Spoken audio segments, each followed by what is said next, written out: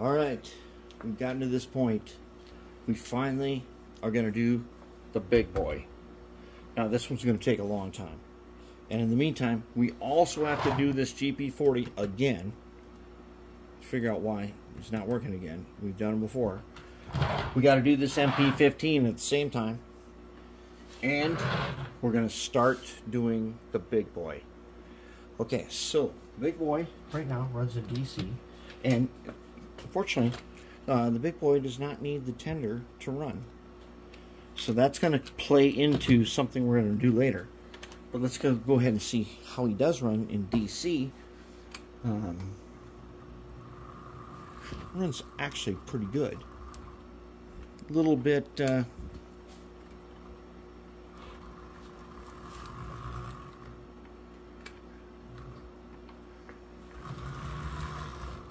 runs actually pretty nice.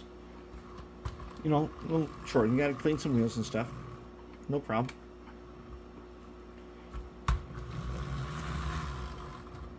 Not loud at all. You can hear the crackling. I can see the crackling. Okay, so there is a... And on the old Tech 2 down here, the red light comes on a lot. So there's some shorting. There's some cleaning things that have to be done. But the big boy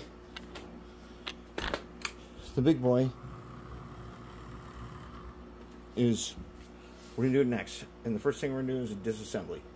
And we're going to get to disassembly in just a bit, but I wanted to show you. And in this tender, one of our goals, we got to get power in here.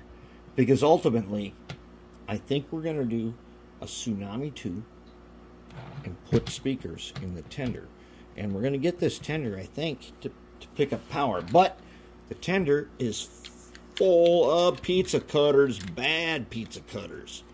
And these are the biggest pizza cutters I've ever seen as far as wheels go. We'll figure out what we're going to do about that later. Right now, there's the big boy, and that's what's up next.